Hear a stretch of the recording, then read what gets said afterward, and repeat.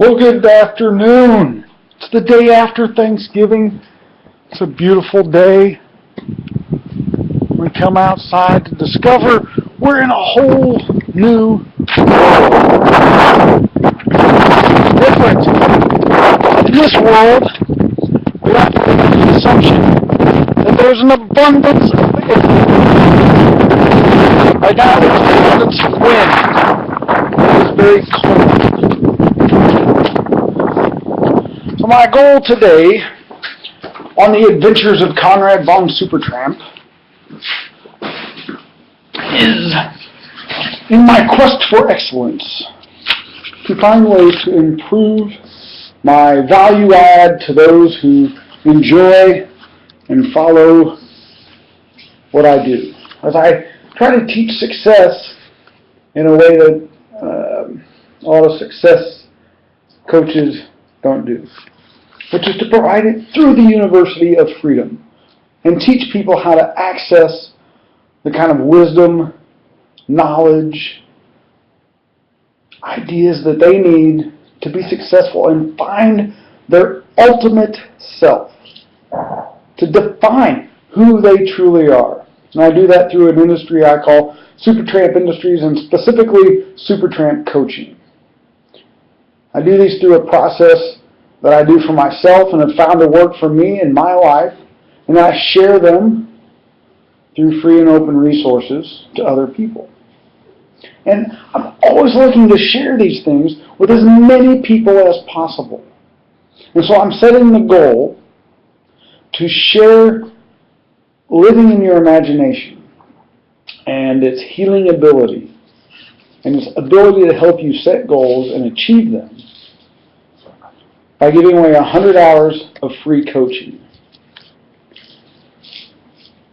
So I'm going to tell you a story about what an abundance lifestyle could be. And I apologize because normally I like to provide these really beautiful sceneries and landscapes, and I try to not let people have to look at me. But we're trying something new. I'm trying to connect better. I was a little shy before. I was concerned that whole vanity thing and how we look. But in order to tell any good story, you need a good visual. So you either have to be able to draw a picture, or you have to be able to paint a good picture with words. Sorry, I'm reaching into my handy-dandy briefcase, where I keep all my coaching tools, all my survival gear. It's my intergalactic hitchhiking bag. Everything that I need to add value to others. So, let's tell a story about a guy who allowed me to help him with these imagination tools. When you get into this business of self and you start thinking of yourself a little differently. And we're going to go back, and he was very unhappy with his life.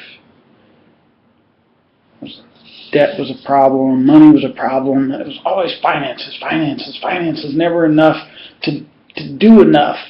Sure, he could do all these other things, but his resources were always limited.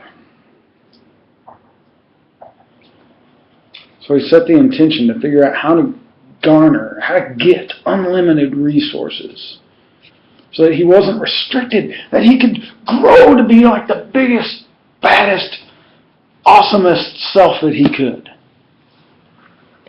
He really wanted to grow to do that. But he didn't know how to do that. It was a struggle. It was an uphill battle. He had to change his whole way of thinking, his whole mind, his whole world had to change. Everything about who he was had to change. He had to change the way he looked, the way he communicated, the way he spoke, the words that he used. He would have to change everything about him in order to get those unlimited resources.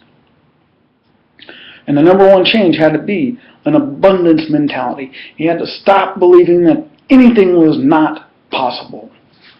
That can't was removed from his vocabulary. And within 4 years, he went from being $100,000 in debt to zero debt. He went from worrying about his things and not ever feeling like he had enough to get done what he needed to get done. He since has traveled to 15 different states, went to 2 different countries, has lived in 4 states, enjoyed his life immensely. Not only that, but every day became a new adventure because he lived it in his imagination. What was possible? And he studied all these success people, these people who were titans of capitalism. And he did all this to start a revolution. A revolution in your life. A revolution from the thoughts, ideas, and challenges that were keeping everybody from achieving real success. He knew that he had done it, but he didn't know how he knew. So he had to compare himself to people who were super top elite performers. The number one in industry and business, because that's the way the old system worked. You see, his imagination lived in a whole new world. It was completely different. And in this one, again, there's an abundance of everything, except for money.